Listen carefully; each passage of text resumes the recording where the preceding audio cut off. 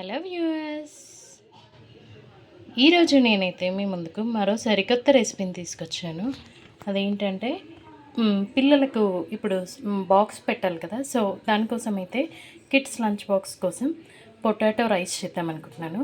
దానికోసం నేను ముందుగా ఒక పొటాటోని కట్ చేసి పెట్టుకున్నాను, వాటర్లో వేసుకున్నాను.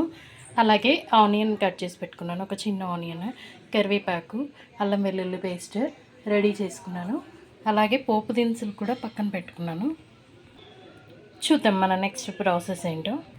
ముందుగా స్టవ్ వెలిగించి ఆయిల్ అయితే వేసుకున్నాను. ఆయిల్ కొంచెం వేడెక్కింది. దానిలో ఇప్పుడు మనం పోపు దినుసులు వేసుకుందాం. చూడండి, ఆవాలు జీలకర్ర అయితే వేసాను.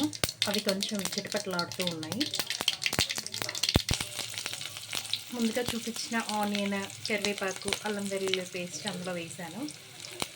చూసారు కదా, అది మగ్గుతూ ఉంది. ఆనియన్ వచ్చేసి కొంచెం బ్రౌన్ కలర్ అయ్యేదాకా వెయిట్ చేద్దాం. తర్వాత ముందుగా కట్ చేసి పెట్టుకున్న పొటాటోని అయితే నేను అందులో వేస్తున్నాను.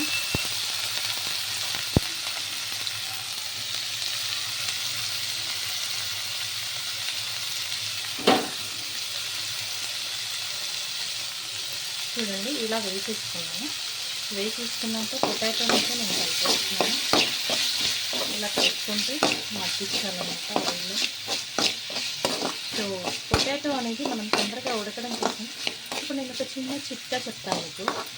ఏదైనా మనకి పని ఫాస్ట్గా కావాలి అంటే, సో దానికోసం నేను ఏం చేస్తున్నానంటే, ఏమంటారు, దీంట్లో మనం ఎట్లాగో ఉప్పు అయితే వేసుకుంటాము. సో ఆ ఉప్పు అనేది నేను ఇక్కడ యాడ్ చేస్తున్నాను. ఇక్కడ యాడ్ చేయడం వల్ల ఏమవుతుంది అంటే, పొటాటోస్ అనేవి మనకు తొందరగా బాయిల్ అయిపోతాయి. రుచికి సరిపడే ఉప్పుని ఇక్కడ వేసేసాను. చూసారు కదా, ఇలా ఆయిల్ తేలుతూ ఉంది. సో ఇప్పుడు నేను దీంట్లో పసుపు వేసుకుంటున్నాను.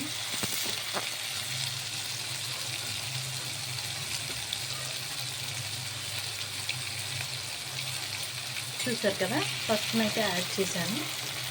ఇది కొంచెం కలుపుకొని ఒకసారి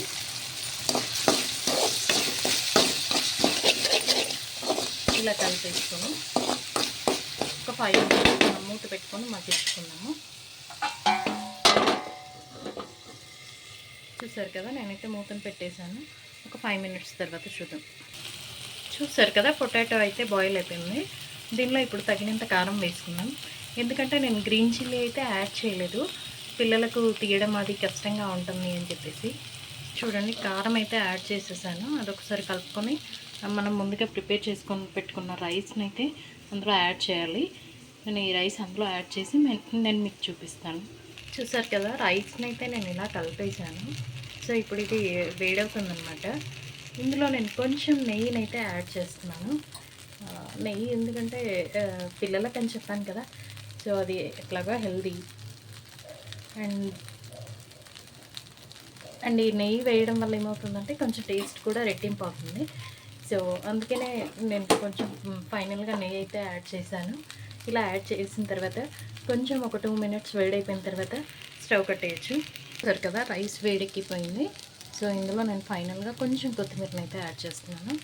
ఇప్పుడు నేను స్టవ్ ఆఫ్ చేసేస్తున్నాను.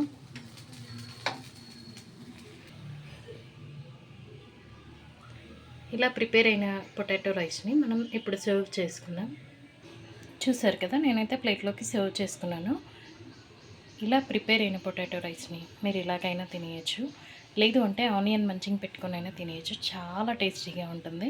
పిల్లలకైతే ఇది చాలా హెల్దీ కూడా, ఎందుకంటే మనం పొటాటో పిల్లలకు ఫ్రీక్వెంట్గా ఇవ్వచ్చు.